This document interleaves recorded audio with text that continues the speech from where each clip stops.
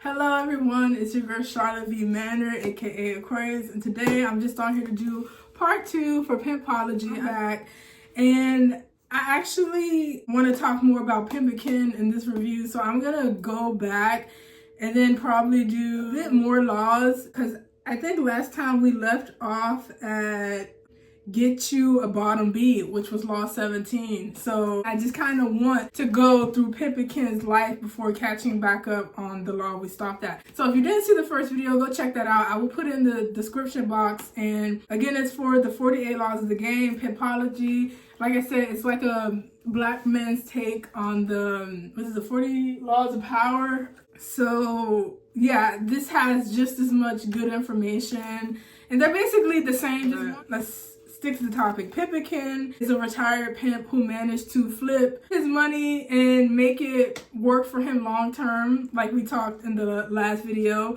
So he learned that pimps don't get a pension or healthcare, so he has to be smart and flip it. So that's what inspired me to go back, because I think his life itself is very helpful for learning the game. And it's also by Karen Hunter, who co-authored the book, and she also work with LL Cool J, okay? And I make my own rules. I might check that out. And Wendy Williams. Wendy's got a heart. I don't know if I would check that out.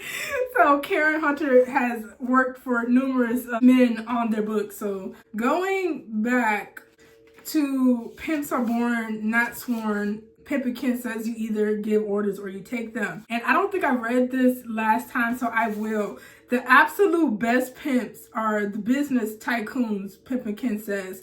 Okay, so that's power brokers and politicians, which makes sense, but he says politicians and like people who wear suits don't always have girls on the streets working the tracks, but they do make countless dollars living off of other people's intelligence and hard work. Good pimps don't have to steal or take anyone's money by force, because hoes, aka sleeping women, which I will be referencing them in this video, give pimps their money willingly. So sometimes I'll say pimp, sometimes I will say the woke man, and then sometimes I will say HO or hoe or sleeping woman, just so you know when I interchange those words. And going back to Pimpin, so instead of like redoing the laws and focusing on them, we're gonna look at Pimpin's life until we get caught back up to the law I was at, and then I will move forward from there. Okay, but last time I got distracted and started talking about my pimp cousin. I want to focus on Pimpin, his life, and the laws. So before, I didn't mention this, but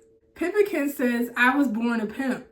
My daddy was a hustler, and I learned about pimping from him, both the good and the bad. So apparently Pimpin had a womanizing father, and he was like a pool shark, and he shot dice all the time. Okay, so that was his first role model, a real life pimp, his dad. And so Pimpin says his actions showed me how to manipulate people. My daddy didn't have any respect for a HO, a sleeping woman, and no sleeping woman could tell my dad what to do. He treated sleeping women like shit, but they still kept coming around him anyway. He used to whip their asses, beat them, send them to the hospital, and still these women never left. Okay, this taught Pimpin that there was power that men could have over others, making them do anything and take anything thrown at them. So this is one of the main reasons I want to come back. So again, Pimpology teaches you psychological warfare, but at the same time, as a woman reading this, I'm also learning not only about pimps, I'm learning about the psychology of men who grow up with ruthless fathers or pimps. So we like to say there's this thing, when men see things done to women, they're gonna like kind of want to take the opposite stance. And this is kind of proof that it's not. I'm trying not to bring it back to me, but I got to. Okay, so my dad was also like big in not this industry, but something that was kind of just as bad. And I still admired him growing up, despite all the people he hurt and stuff like that. And this shows that kids just admire who their parents are in general. So his daddy was the best pimp, and he admired that. And Pimpin says he took what worked and then he left the rest. So Pimpin claims that he's a pimp that doesn't put his hands on women, and I respect that. But instead of using terror and violence like his father, He says he developed his own form of persuasion. He used psychological warfare or pimpology to get what he wants, which is often, in his opinion, more treacherous. And I'm actually going to agree, because I think the easiest thing a man could do is physically attack someone. You guys have the highest violence across the board. It don't even matter the race. So I like that he's trying to flip that on his head and say, like, nah, if you really about that, you gonna get in their head before you're not gonna have to lay a hand on them, because you're gonna get in their head. And so that's why he wrote this book, and I don't think I talked about that at first. So the first law, moving straight in, was the purse first, ask later. And so for this, he talks about how his daddy's was one of the biggest pimps in Milwaukee when he was growing up. So the beginning of the book just starts off with a fine H.O. walking into the room, and then Pimpin and some other guy is saying what they would do to get that girl to break herself. And so if you don't know, break yourself just means give the guy that's going to be your pimp all of your money, okay? Because good pimps won't sexually entertain a woman until they get her money, hence her breaking herself. And I think that's to set the tone, so that way she knows that, like, I'm the one that's gonna be paid for. I'm not like a trick that's gonna pay you. You're going to go give that money to me before I give you, that. So like I said, pimping is flipping nature on its head when they do that, because in every other animal kingdom, it is always the male chasing the female. Now, in life, what is expensive seems valuable, and what's available for free seems worthless. To be valued, the key is not to give, but to receive. The more the better. You don't have to earn your price. You want to cause it. This is the psychology behind the whole game of pimping. Anything worth having, you must pay up front. And as a man, the advice is just straight cut. But if you're a woman watching this, you can apply this to yourself as well. Pimps seem valuable because they make their hoes pay. And anyone could do this, because I kind of see this book, now that I've read it, as, like I said, just psychology, dark manipulation, but it's only really in how you apply it. So law to get a name in the game, that chapter he talks about his dad's name was Collie, so Collie, but people called him Johnny Slick. So Johnny Slick was always hustling somebody, okay? If he wasn't beating people in pool, he was cheating them in dice. Johnny Slick was known in the pool halls and up and down Madison Avenue in Chicago. He was also known on the streets, and he was often found shouting, "Nigga, I'm Johnny Slick." So he would yell in the streets, "Can't nobody F with me. I'm the greatest." After hearing it often enough, Pimpin said people were convinced that his father was the greatest. And so he says, as far back as he can remember, his daddy used to sit Pimpin and his 4 other brothers down and make them say his name. "Who am I? Johnny Slick." Pimpin and his brothers would yell. At the time, he wasn't Pimpin, of course, but his dad would say again, "What's my name, boys? Johnny Slick."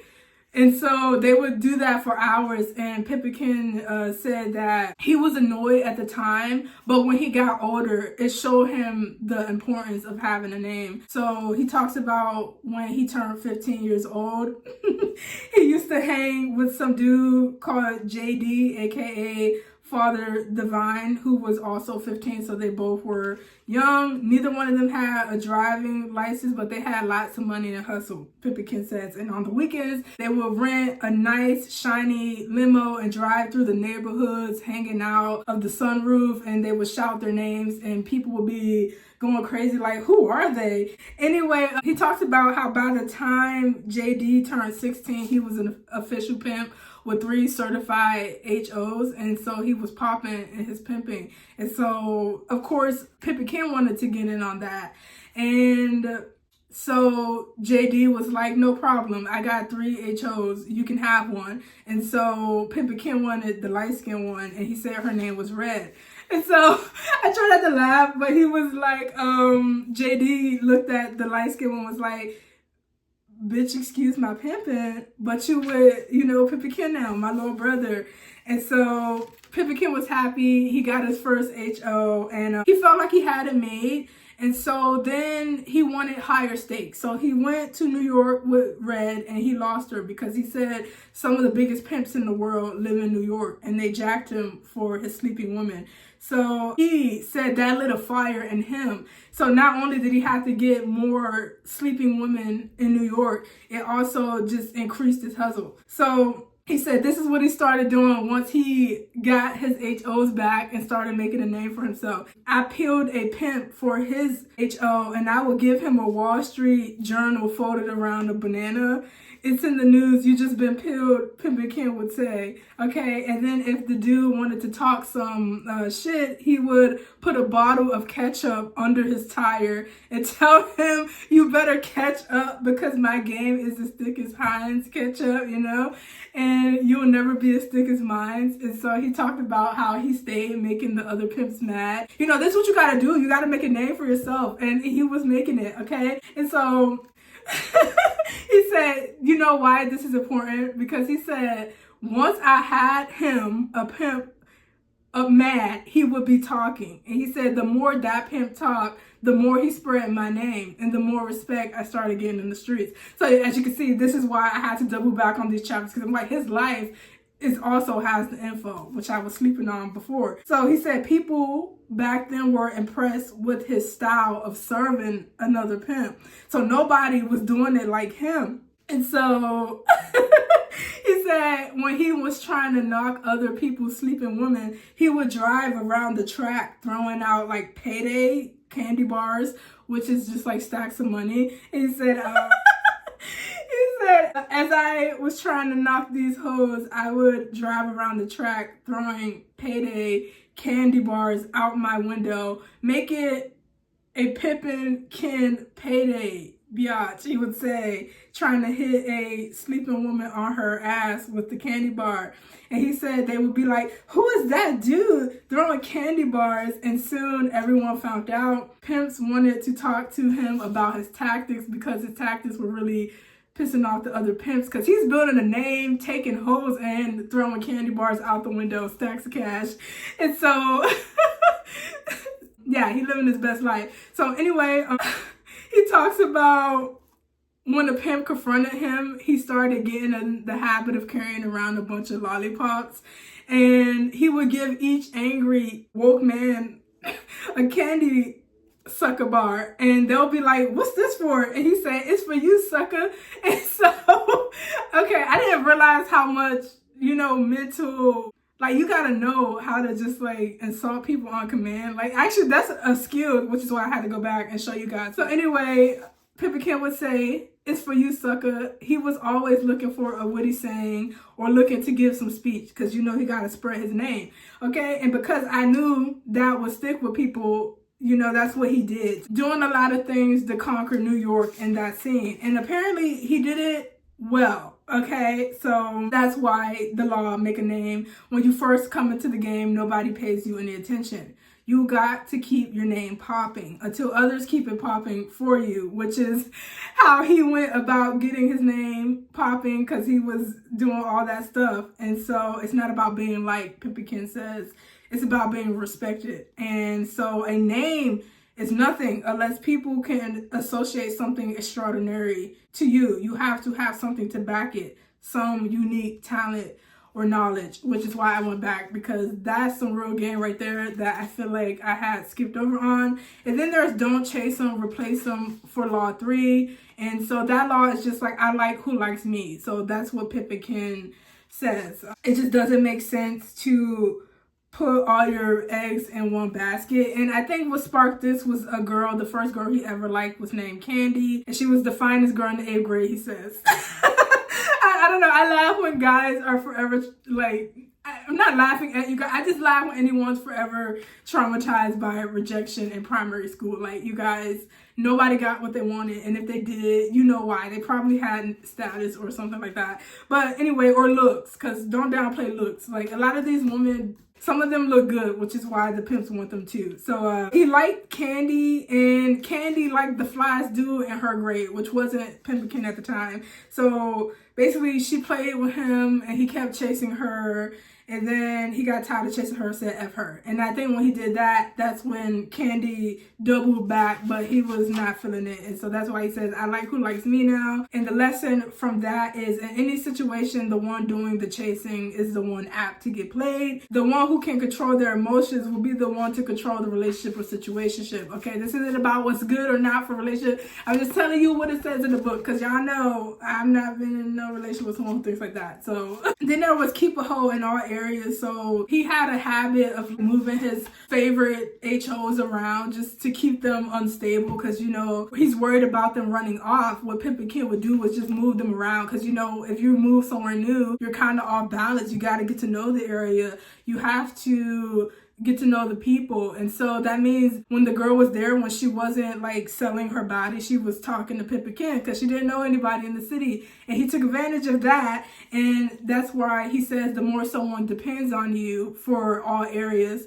the more power you have over them. And in the first review, I thought that meant keeping a hoe in all areas, but it actually meant doing what you have to do, even moving her around in areas to keep her unstable. And as a woman, you guys know I don't support this, but I'm just telling you what I missed out on in the first chapter. So Pimpin' Kid says, the better you talk, the more people depend on you. Since hoes like to feel taken care of, they agree to let pimps handle everything.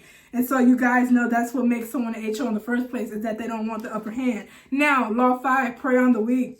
Yeah, I did that one. That's when a lot of sleeping women are essayed as kids, and pimps exploit that. And then they talk about making a weakness to exploit the HOs. And then when pimping began, friendship ends. And then this is the one that I talked about. Pimpin' Kid stole the guy Aquarius's sleeping woman, and the guy didn't take it well.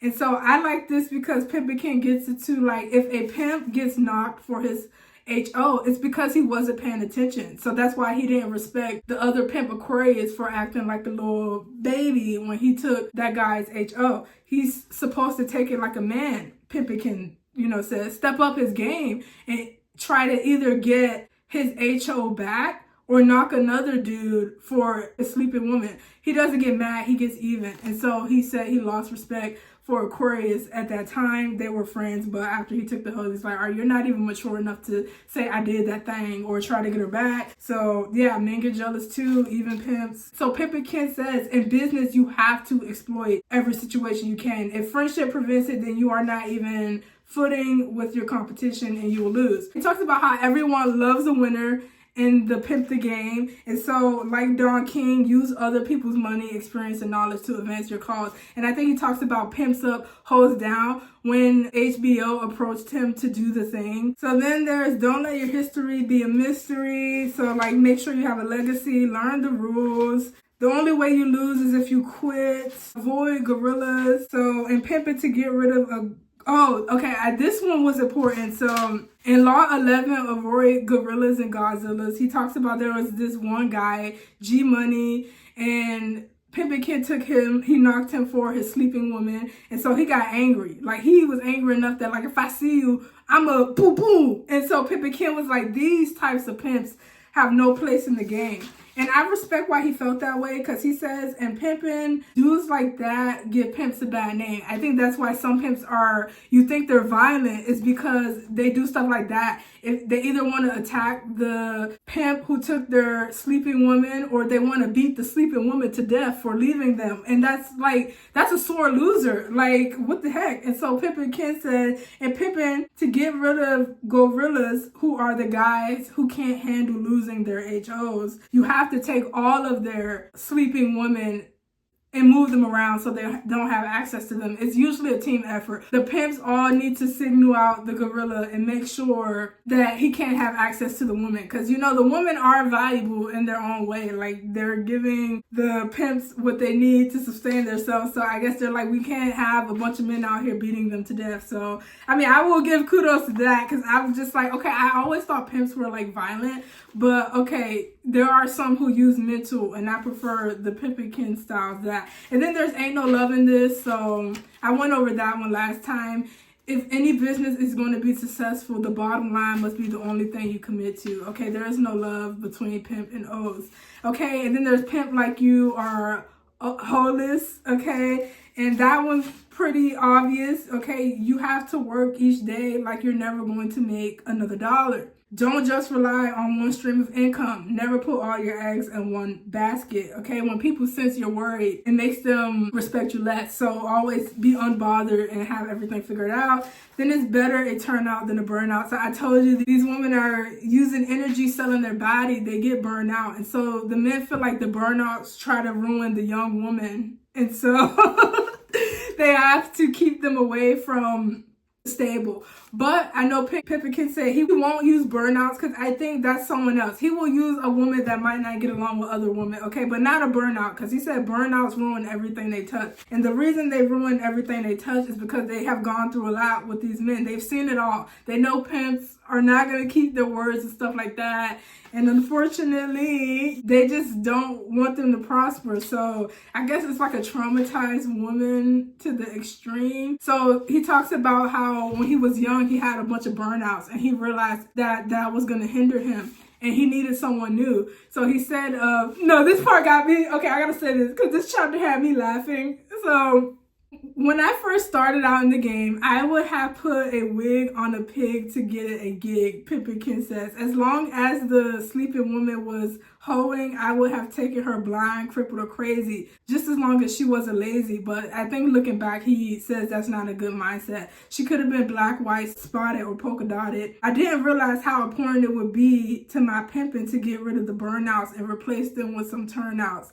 When I finally did get a turnout, he said it was the best thing to ever happen since they're better than a burnout. So he says, I was on my block when this girl named Kim, who I went to school with, came up to me and asked me about my work. What do you do? She asked. I sell salmon and peel bananas, Pimpin told her. She grabbed her face and said, oh my, you're a pimp, ain't you? Pimpin said, I grabbed my DICK and said, and you a sleeping woman, ain't you? And she says, damn Kim, what's your problem?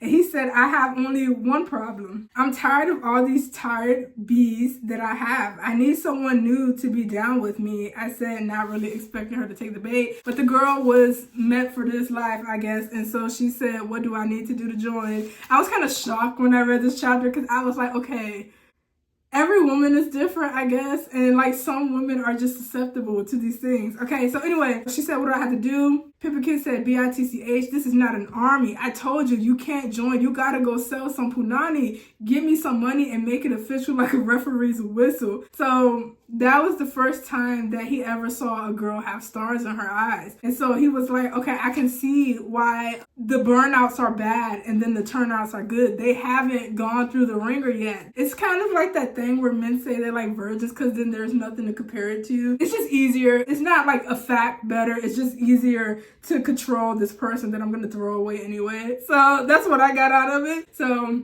he says, the burnouts I had weren't impressed by nothing, but Kim hung on to every word I said. I was able to mold and shape her the way I needed. She HO'd the way I taught her to and did things the way I needed. And so he says it's a lot easier to teach someone the way you want things done than it is to undo someone else's bad habits on them. So he says a pimp should want someone eager to please. And so, you know, that would be unfortunately considered like a pygmisha if you're a sane, healthy-minded woman. But apparently, like, it's reversed. In the pimp world, a woman with self-respect is actually not wanted at all. You want a woman that is basically looking for a master. So when Pimpin talks about when people get fed up with their jobs, their lives, or their love lives, they can become bitter. So a lot of old hoes are bitter because like the pimps don't make their dreams reality. So because misery loves company, these people will try to make everyone around them bitter. And so Pimpin says, get rid of the burnouts in your life. You can't help them. They have to help themselves. And this is a good law for just negative people in general, in my opinion. But yeah, I guess if you're a woke man, you can use it in that way. And then there's say what you mean what you say. Pimpin talks about the time he took $100 from his dad's dresser and they spent it on candy, and then later his dad comes to him and he says, did you steal it? Then Pimpin's like, no sir, because he didn't want to ass whooping. And so he said his dad got down to eye level. He was like, boy, I want you to tell me the truth.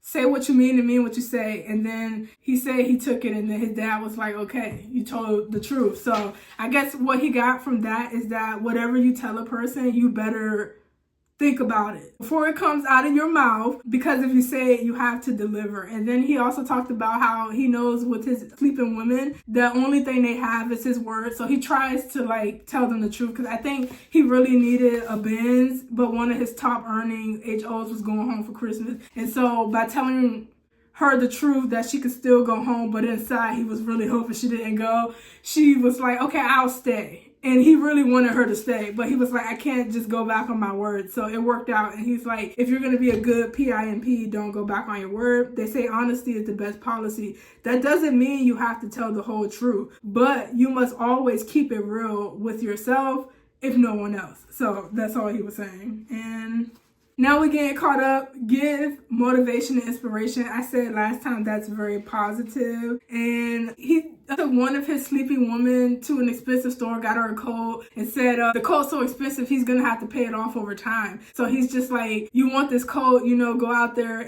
HO for it, and I'm gonna get it for you. And so that motivated her. So he talks about how everyone in life is like that. You need motivation to get through the things you don't want to do. It's important that a sleepy woman doesn't feel like she's just tricking for nothing.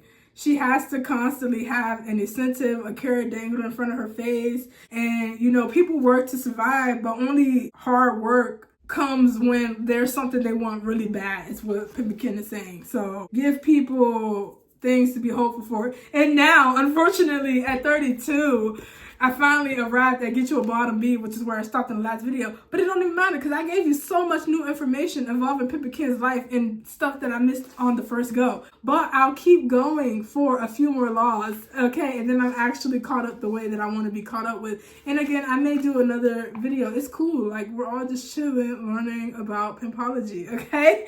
I hope you guys are watching my channel. Like, get through this really fast. As you see, I just gotta go one page at a time. Now, Law 17, get you a bottom B. In this chapter, he just talks about how important it is to have a sleeping woman who is really down for you, you know, who will betray other women for you, maybe even go to jail for you or send another woman to jail for you. Just have someone who's really down like that. And I think he talks about one girl, he called her Ivy. She was one of his HOs. And she would wake up and go HO and then go to bed and do it all over again and constantly gave him money. And so he said he owes her for a lot of his success, even though she ain't never gonna see none of that. So yeah, he is it to say, to win in life, you need to have a solid team of people around you. And the people closest to you have to be really down for you. As the leader of the team, you need to focus 10 moves ahead. And you can't do that if you're dealing with every little thing. And so this is good advice in life. Like, you want to surround yourself with people who are down for you. If you're not a pimp, clearly you don't want to be surrounded by people in that lifestyle. But you should be surrounded by people who are just as invested as you, whether it's because if you make it, they make it, or just because they care about you and things like that. So Law 8 is cop and blow. So cop and blow, I do remember this chapter. So he was talking about how there was the one pimp who didn't like Pimpin's flow. And so his name was Fly, and he was from DC. Every pimp knew that his HO was fair game to another pimp, but Fly wasn't having it, okay? Pimpin says that Fly approached him and says, lay off. You know, we're cool, lay off my HO. And it's kind of lame to do that, but Pimpin said he really did F with Fly. So he just backed off. But then like 2 weeks later, Fly came to him and said, I should have just kept it in the family and let you have her because she ran off on me. And I don't know where she is because she didn't like leave a trail. And so he talks about how like a pimp learns that he can't get too caught up in a sleeping woman, and he certainly can't feel bad when he loses one. And so copper blow is gaining and losing sleeping woman with grace, okay? Because if that guy had just realized he lost with a Pimpin, he could still see her with Pimpin and maybe steal her back, or, you know, get someone better, but she just disappears completely. Pimpin don't have her, he don't have her, and he realized like, okay, I was, you know, I kind of let ego get in the way, and now nobody has her. And so to woke men, the worst thing that could happen is like all the sleepy women disappear. And so that's why he took that loss really hard, and Pimpin's like, yeah, never sweat. Like, keep him in rotation versus, you know, disappearing into a better life, I guess, where she doesn't have to HO or finds like a more generous pimp. I just laugh because I'm kind of like, yeah, that's crazy. When they say keep in rotation, y'all, this is where you opt out if you're a sane woman. But yeah, it's crazy, y'all. So Pimpin says, in life, you will have gains and losses, successes and failures. What determines your fate is how you handle it. And that's good advice, even outside of this debauchery that is PIMPin. So law 19, turn whole ends into dividends, okay? He talks about growing up, how his dad says, son, don't go broke. It seemed like real simple advice, like common effing sense, Pimpin says. But like most knuckleheads on the street, I didn't listen.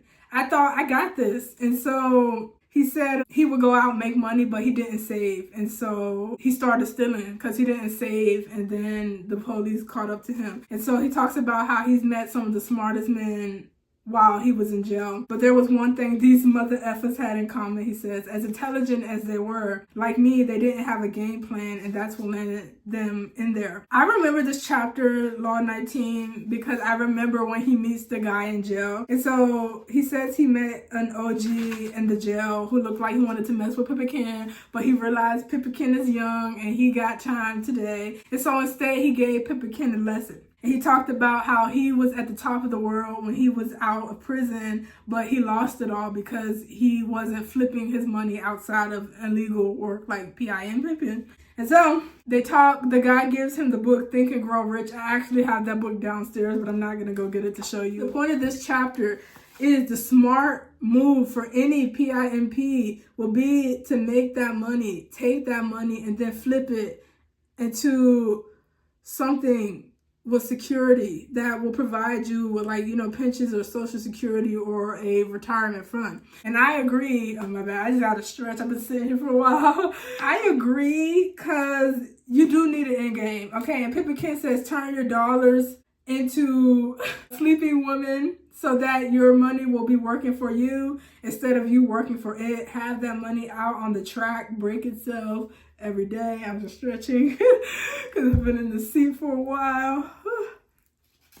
So I might actually end this just to go for a walk and just pick up where I left off. Anyway, Pimpin says, I tell you that to everyone who has, more will be given. But as for those who have nothing, even what he has will be taken away. And he quoted the Bible for that, just to highlight that those who have nothing will continue to have nothing. And those who have everything will continue to have everything. You not only have to avoid spending all your money, he says, but even just saving it is not enough. You need to grow your wealth. And I honestly believe this 100%. Everyone, including myself, should just be looking for ways to make passive income some way. Like, you might have a skill that allows it, and it doesn't always have to result in you like leaving a job. It's good to just have multiple streams coming in. And now, Law 20, get in a HO's head. Okay, this one, he talks about his first whole Dirty Red, who ran off when he went to New York, remember? So Dirty Red was trying to give him some game, and he think he know everything. So Dirty Red says, Ken, if you ask a bitch something and she acts like she doesn't hear you, or she snaps what, that's a good indication that she's ready to leave the game. And so Pimpin at the time said he was an immature, because he said, he responded, smart ass B, how do you know that?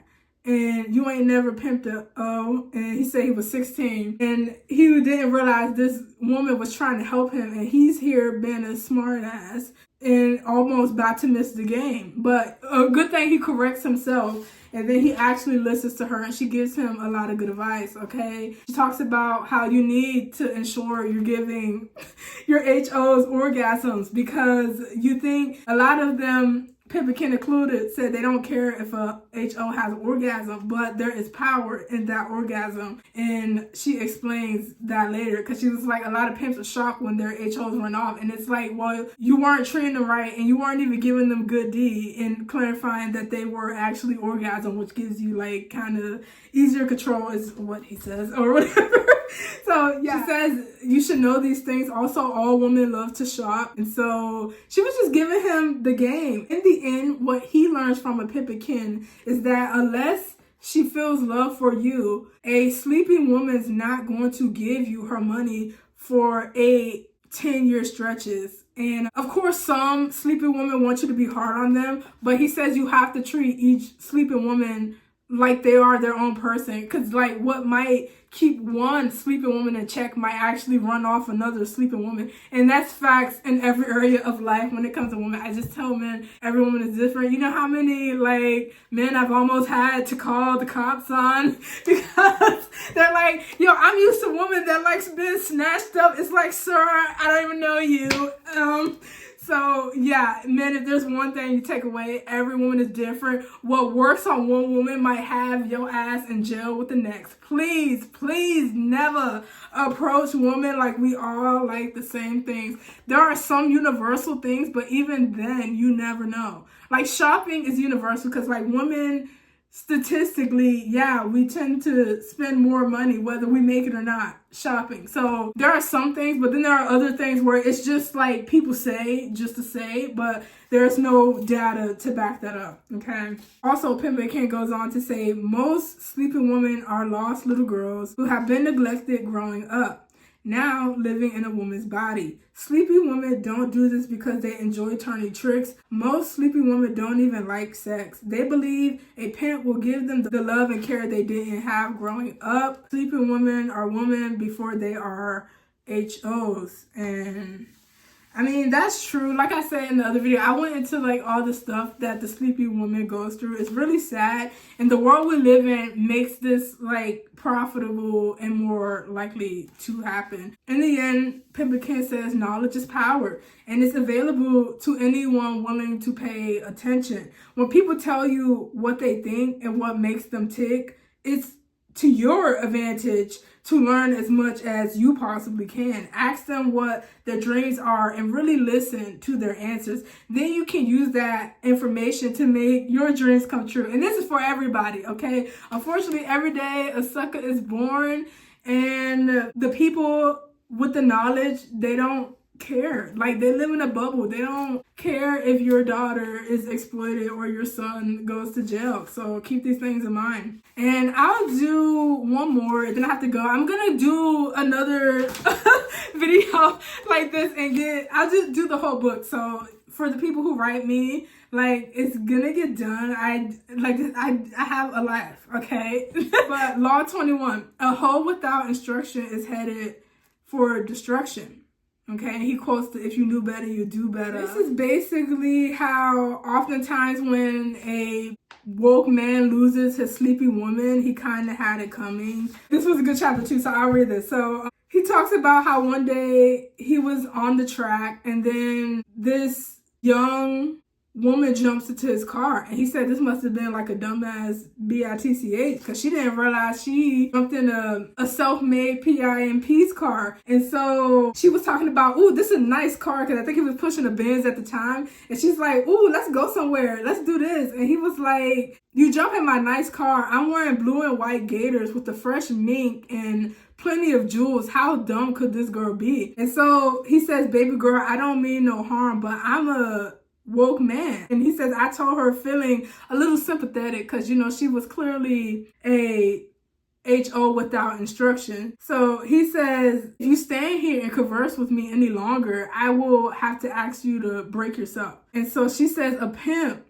And she was stunned. She said, I don't F with no pimps. And he says, well, that could be a problem. You're disobedient with the wrong ingredient. Have you ever seen Stevie Wonder leading Ray Charles somewhere? You need guidance. And so the girl says, how are you going to guide me? And he says, I'll give you directions to the next intersection. He said, I can show you brighter days and better ways with the proper instruction for a bigger production. And so he put on his best game, basically. He says, before we can do all this, you got to drop it out your cock and put it in a pimp sock. And so he says, if you want to be a renegade out here, your ass is out of pocket. A solo sleeping woman without a woke man will soon be put under pimp arrest or worse. It is in your best interest to choose a pimp. It is in your best interest to choose Pimpin Kid. And I'm laughing because I was like, yo, he put his heart and soul into that speech. Like, I can see why young, naive women fall for this. Okay, oh my God. look after your daughters. And so she says, I'm confused. Can I have a little time to think about that? And that was a good answer for her. But unfortunately, she ran into Pimpin, and he was not like other pimps during that time. And so he knows he's like, you're not getting time to think. And so he utilizes the trashness of men to get this done. He says, knowing all the other pimps will be on this green HO, she's inexperienced, which is why she doesn't have pimp. So he said, I couldn't give her time to think about nanning. He said, I have seen sleepy women get killed because they didn't know the best place to turn a date or how to hide a razor blade in their ID or wig to protect themselves against a violent trick. I have seen sleepy women get beat up by other sleepy women for playing with some HO's pimp, talking to him without giving him money, like you're doing right now. I've seen HO's go to jail because the pimp didn't let her know that Tuesdays and Thursdays were vice nights. Do you see these Cadillacs? Pimpin said to her, pointing around. He said, the pimps lining the track, they've been sizing you up. Okay, so he knows and know they benefit from the trashness of other men. So he says, they've been sizing you up, talking about how out of pocket you are. As soon as I leave, they will roll up on you and take your money and kick your ass. So what do you think I should do with a bitch? He says, should I leave her, or will she pass that trap like a quarterback to the woke receiver? So now she jumped into the bins and broke herself. So she gives him the money. And he says 2 weeks later, everyone was like, dang, who is that girl? Because now she seems like a different person and not running up the track alone. That is just about how renegades like that woman, they have the hustle, but they don't have the knowledge. And so people like him, like people like that, because she clearly had the hustle. She was making money and walking the track without a pimp. But what did he do? He uses the underlying threat that pimps are dangerous to get her to get under his protection, because he's like, if I leave, the other pimps are gonna beat you up. We don't know that, okay? But maybe they were. I'm saying we don't know, which is why she said yes. And I understand this young woman saying yes if she thinks a fucking group of men are gonna beat her up. So that's why I'm kind of like, as a woman, you guys, this is proof. Men benefit from trash men. Even good men could probably use this and be like, I mean, if you leave me, there's a world of men out there that can murder and SA you at any moment. So, like, I'm more just like, this is why the world looks the way it does. Like, everybody knows that trash just permeates this world. Like, and you know what's funny? This isn't even gender. Like, it's gender for Pimpology, but because this is like a microcosm of like a greater existence, I'm kind of like, this functions in every area of the world. Like, race is like, oh, if you do this, all the white people are gonna beat you up. If you do this, all the straight people are gonna beat you up.